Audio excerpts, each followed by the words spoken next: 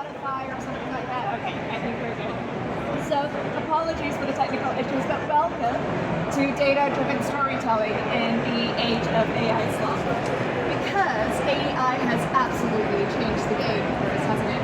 It has never been easier to deliver data and dashboards, insights and summaries at the click of a button, which is very exciting and makes our job easier. But in some ways, it also creates a lot of noise, doesn't it?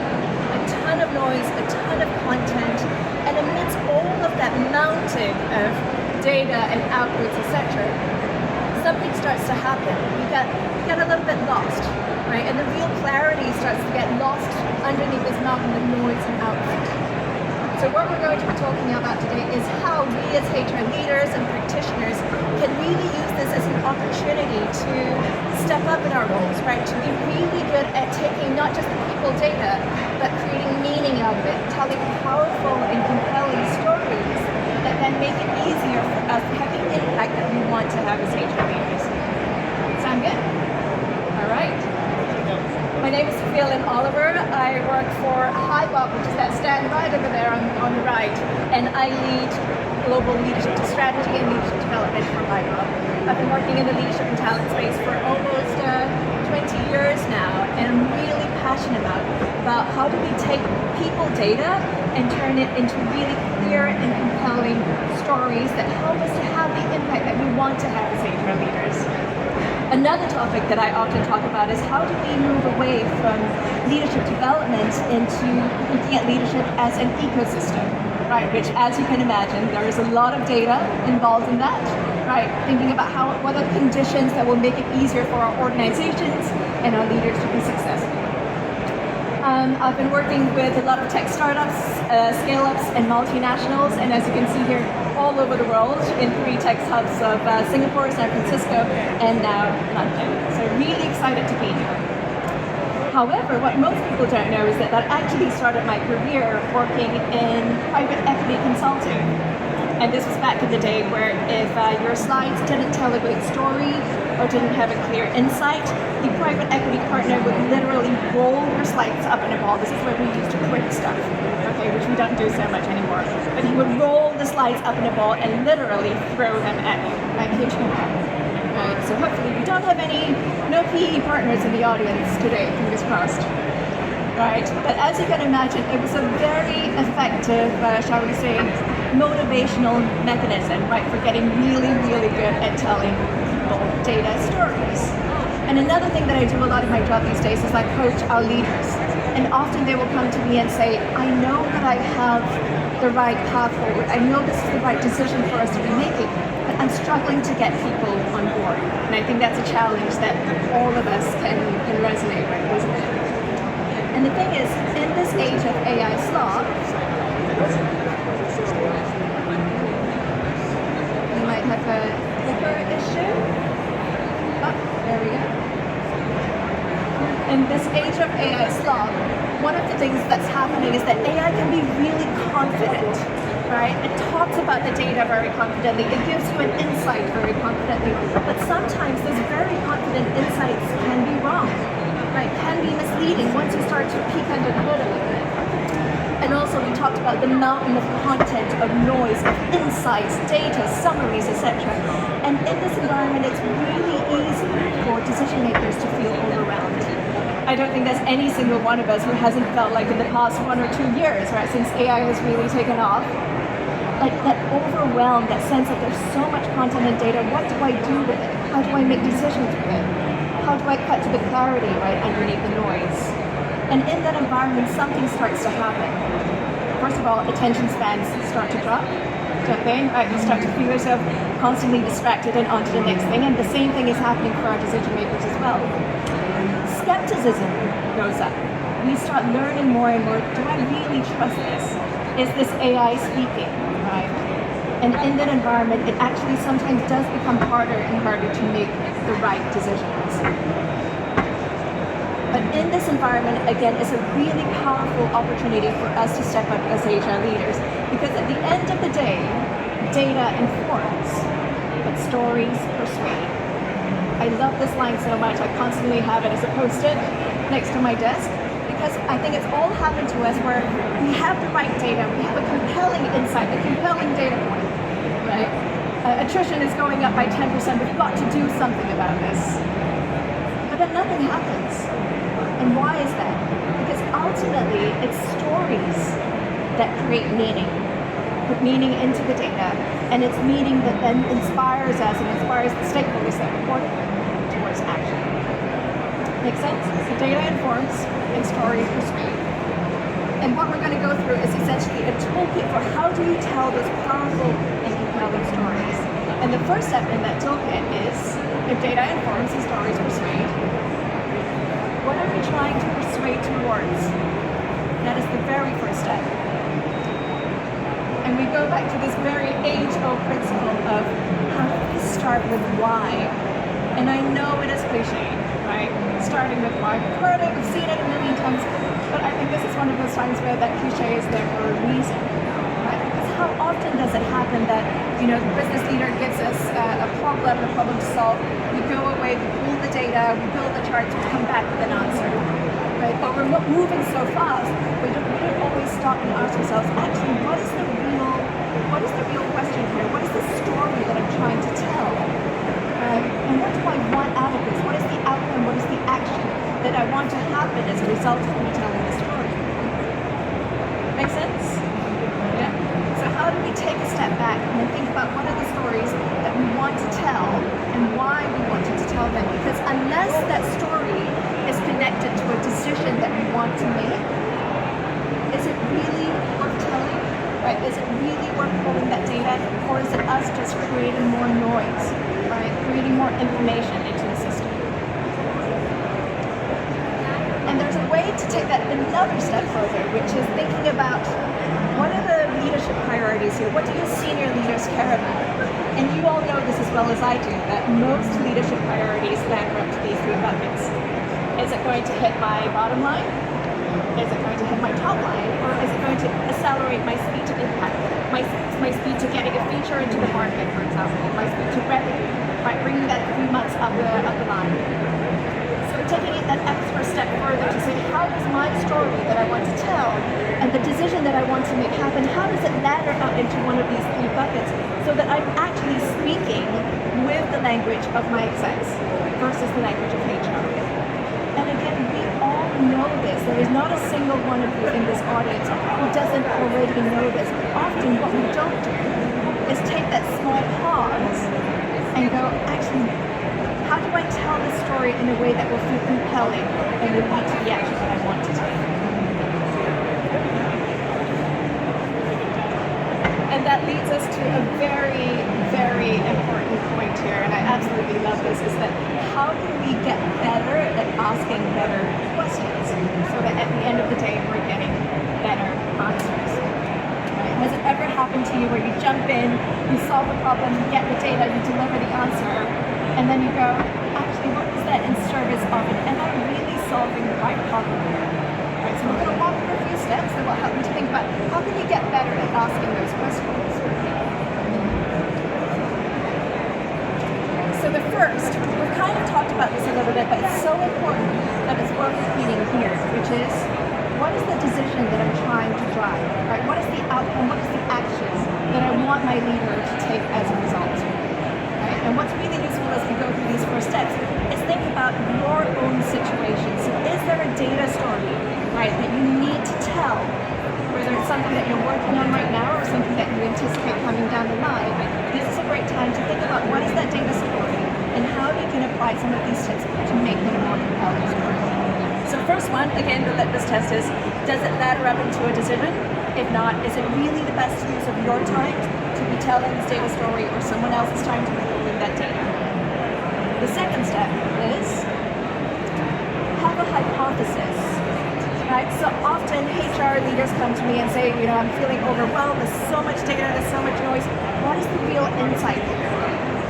Often that happens as a result of P&C engagement surveys, right? That tends to happen quite a lot, isn't it? But how can we have a hypothesis about what is actually driving this, right? What do we think might be the issue? What is the thing that we're trying to test? Because by having that hypothesis, right, that is the thing that enables us to then go into the data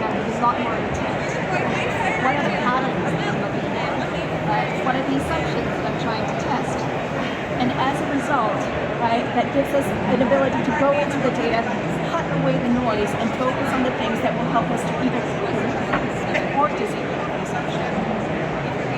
Make sense? So if we go back to your own data story, what is the hypothesis that you have about it?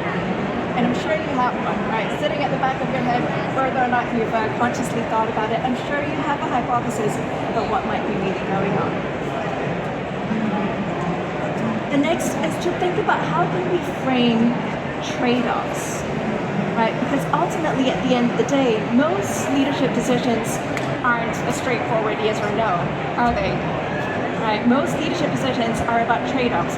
What are the choices that we have to make, right? How can we decide between A versus B? How do we decide between versus we are able to invest in retention over here versus invest in retention over there, right? So all of these trade-offs are the things that we need to be conscious of as we're framing the stories that we're telling, right? So what are we choosing between here?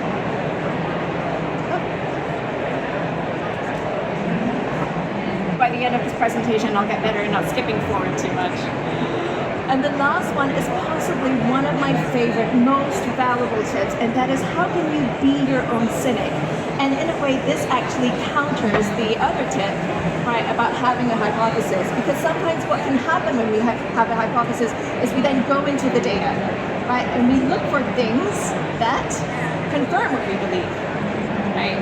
And guess what? If we think that compensation is the issue or lack of career growth is the issue, are we going to find that in the data? Probably, right?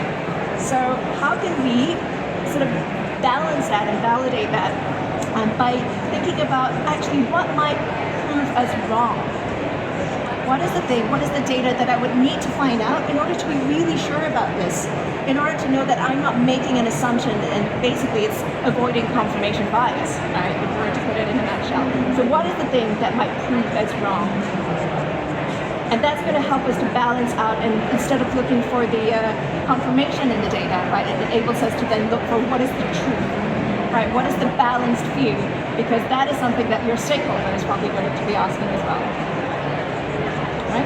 So we've learned about how can we start with why, make sure that what we're doing ladders up to a decision and a leadership priority, that we're talking in the language of our leaders, and then also how can we ask better questions in order to get better answers.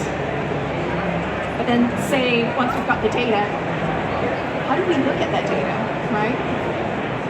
And this is a line that I find incredibly helpful, which is imperfect data, when it's interpreted well, is actually more powerful, more valuable than perfect data that's misinterpreted.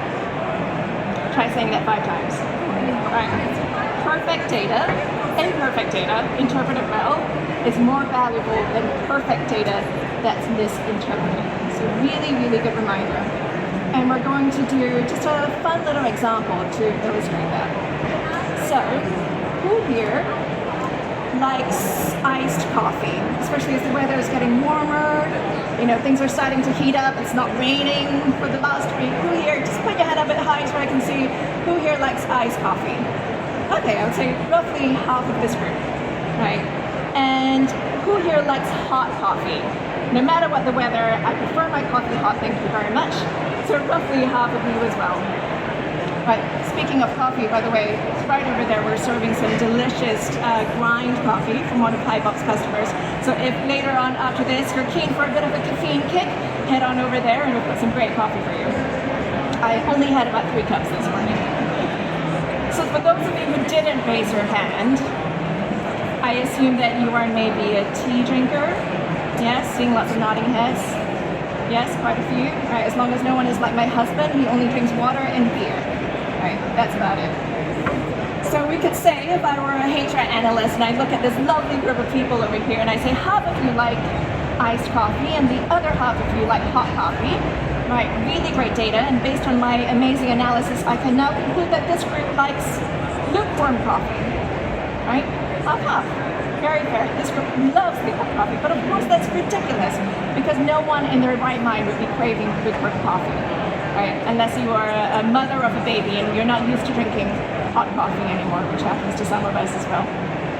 right? But unfortunately, data, right, sometimes can be laddered up to tell that misleading story when you're looking at means and averages and medians and things like that. And that is also particularly relevant in the age of AI, because one thing I don't know if you've noticed is that AI loves to take some very complex information, right, and kind of collapse that complex information into this one amazing insight or one amazing summary. Yeah, I'm seeing a lot of nodding heads in the audience. It does love to do that. And because it presents that information in such a clear and compelling and, to be honest, storytelling way, it's then very easy to buy that, right? To buy that confidence and to pass that confidence forward to your stakeholders.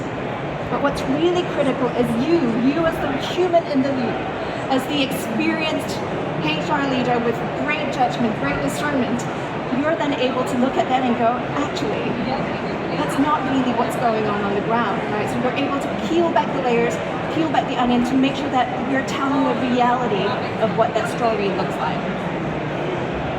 So really thinking about imperfect data, when interpreted well, can actually tell you that better story. Let's look at a chart.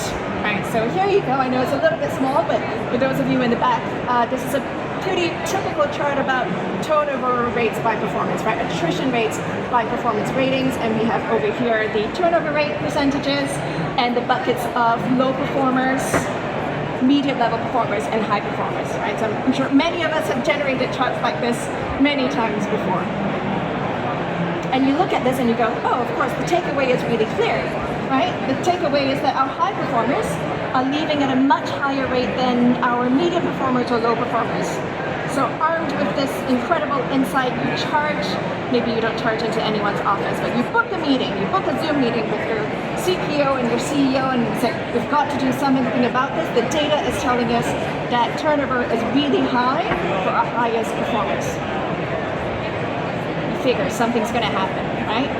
But instead, your CEO or your CPO looks at this chart, looks at this beautiful bar graph here and goes, you know what?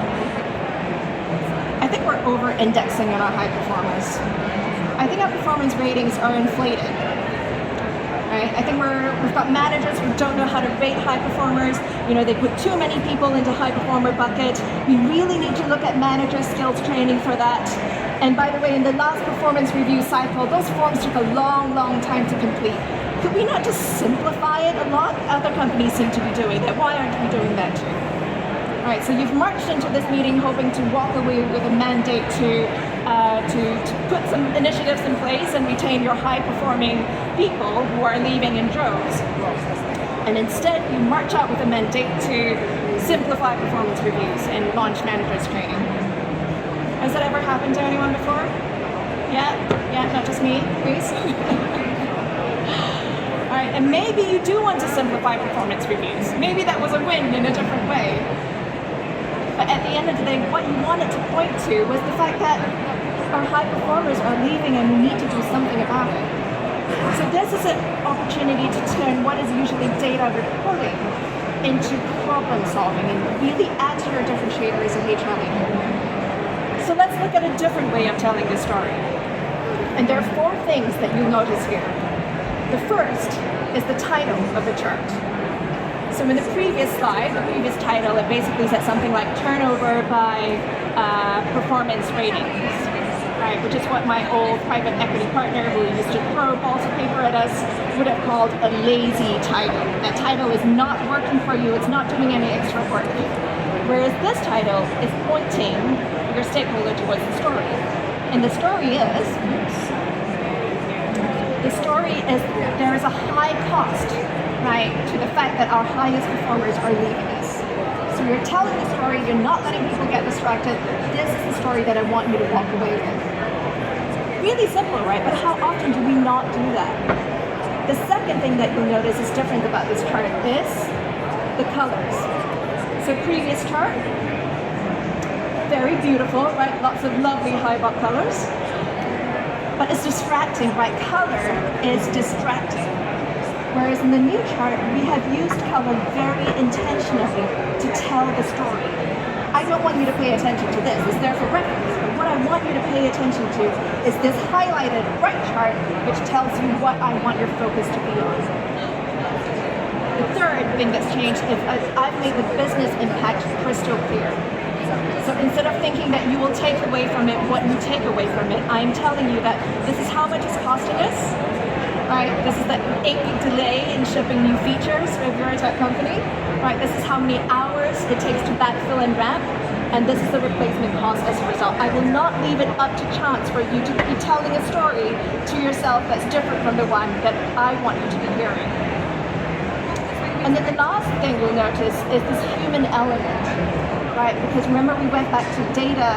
It's not just about the data, it's about making meaning from the data, telling stories from the data. Right? So bringing in that human element of actually, we have a high performer example here of someone who wanted to stay, right? But they didn't feel supported to grow. And therefore, that's what caused them to leave. So again, can you see how we're layering up the story? And this doesn't take that much more time to tell that story. Make sense? So, some of you may be people who tend to lead with numbers, logic, graphs. Can you pop your hand up if you're one of those people? Yeah? So maybe a third of this audience. Some of you will lead with the people, the stories. This is what's happening on the ground. This is the impact. So who is someone who leads more on that point of view? Okay, so maybe about 20% or 15%. Obviously, there's no right or wrong, right? We all have a natural tendency, but there's some really helpful tips that helps us to craft unforgettable stories, no matter which side, right, the head or the heart, right, we tend to fall into. The 3 tips are humanize, simplify, and surprise. So let's talk about the humanize. Right, and this is where, as the story, as you saw in the previous slide, we're bringing the human element. We're telling about what is the people side of this. How do you tell the story if I were looking at it from the perspective of the people on the ground, the real impact of how this is taking place, right, on people, on workplaces, etc. Right, so humanize it, tell the stories, bring the anecdotes, and bring the quotes. And if you're someone who naturally doesn't tend to do that, guess what? You don't have to. Lean on someone else on your team, right? A colleague who is really good at doing that, and say, every time I'm presenting a chart or a data, I want you to be the one reminding me to bring that human story or element. Right? So just know that if it's something that you're less conscious of. The second one is to simplify, and the mistake that I see many HR teams doing, and that I often have to remind myself as well of, is to simplify, which is less is more. Right? Often we feel like we need to show all of our analysis, all of our hard work, right? All of the rigorous and analytics that went into showing you this incredible chart.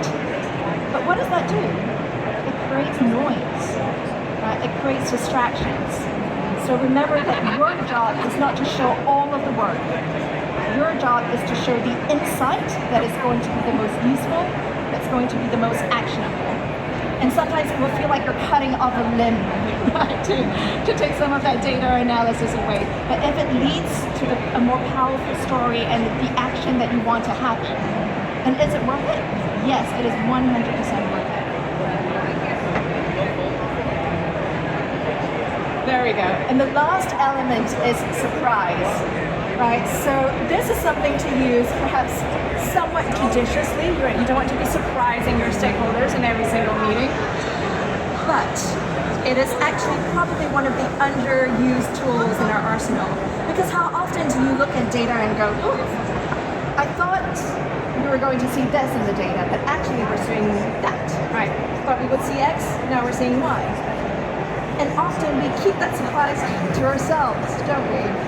Right? But this is a great moment to almost break people out of autopilot, particularly if you're working or presenting to senior stakeholders, other HR people who are like, we've been through this a million times, I know what the data is going to tell me, and you really want to grab their attention and take them out of that autopilot. Right? So it's worth showing to them, hey, actually, there was something here that was an unexpected data point. Even if it's not the main part of the story, right? Or it was an insight that was counterintuitive. And what that is going to do, this is a storytelling technique, right? It's going to hook. It's a tiny hook for their attention that makes them go, there's something surprising here that I wasn't expecting to see. Right? So really powerful little trick. Right, so what I want you to think about is out of these 3 tips, humanize, to simplify, to surprise, right? If we call this 1, 2, and 3, just pop your finger up to show me what is the one tip that you would like to see yourself do more of, whether it's for that data story that you want to tell or for something else. So 1 for humanize, 2 for simplify, and 3 for surprise. Let's see what we're seeing here. Right, we're seeing lots of 1s, lots of 2s, lots of 3s as well, right? So a really great spread across all of them. And a great example is that no matter how great we are as storytellers, these are things we can also always be using, right, more constantly and better.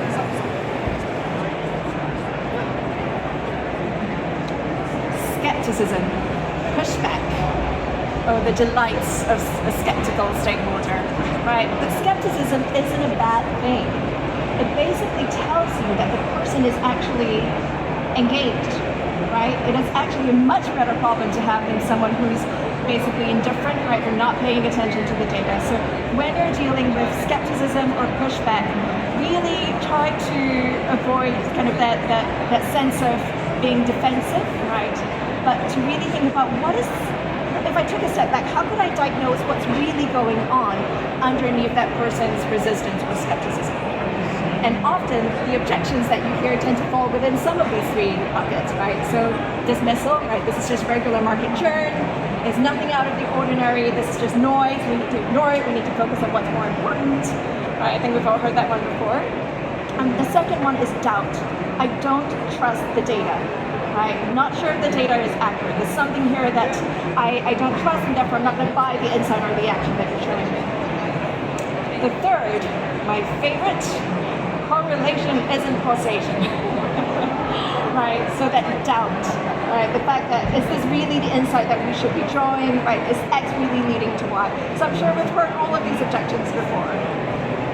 And again, the trick is to, rather than trying to win the argument, trying to prove that you've got the right data, it is the accurate data, there are actually a few different ways to tackle this. And the first is to add context, right? So when you're hearing dismissals like this is really just regular market churn, your job is not to argue, it is to add context. And that's where you go back to, how can I bring more data that compares across different groups, different times, different segments, so that you can add the context that tells the story around, if it were just regular market trends, we would have seen this quite evenly distributed across all of these groups. But actually, we're seeing that the problem is concentrated here in this group, this team, this function. Right? So it's the context that will help you paint the picture. The second, if we're facing doubt, I don't trust the data, I don't believe in it, there's something in it that was wrong, that percentage was incorrect, right? The dreaded thing that you might be hearing. And what you want to do is to not build confidence in perfect data, because at the end of the day, who has perfect data, right? We are all working with data that is imperfect in some ways, has gaps in some ways, right? Doesn't actually have all of the data points that we wanted to tell. But what you want to do is to build confidence in the direction, in the signal, right? And this is where you can go, this may be an imperfect piece of data, but if we triangulate it with this other source and that other source, that tells us that directionally we're actually headed in the right direction if we were to take this action. Even if the first data point or one data point is not the full data set.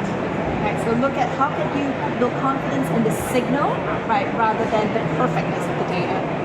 And the last, for those who say correlation isn't causation, is to shift away from proof to decision quality. Right? So move away that idea of perfect proof to how can we make sure that we're getting the right information that enables us to then move on to a decision. Right? So asking the question of your stakeholders, what will create enough confidence for us to act? Right? What do you need to know to give you the information in order for us to take the next step forward? Because the goal isn't to argue or to win, the goal is to move the business forward. All right, so hopefully hopefully some of these tips, whether you're dealing with pushback or skepticism, will be helpful for you.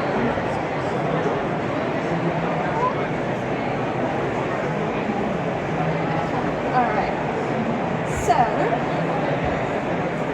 just to very quickly close, right, these are the things that we talk through in a quick 25 minutes. Start with the why, right, make sure that you're asking better questions to give better answers. Build credibility, right, in imperfect data. Imperfect data, interpreted well, is better than perfect data. The 3 skills of storytelling: to humanize, to simplify, and to surprise. And lastly, how can you make it then and overcome doubt or dismissal or debate? If we whiz past through really, really quickly, but if you're interested in hearing more, HiBot has a HR Analytics Bootcamp that dives into this in far more detail than we were able to do in half an hour. So I would really encourage you to go to our website, go to webinars. All of this is free, right? And it's really part of our efforts to upskill and help elevate all of our HR leaders and practitioners here. Again, my name is Sophia Lim Oliver. I'm Director of Leadership Development at HiBot. And by the way, again, you're right over there if you want to grab some coffee and continue the conversation. And I promise that the coffee will not be lukewarm. Thank you very much. You've been a great audience, and enjoy the rest of your day.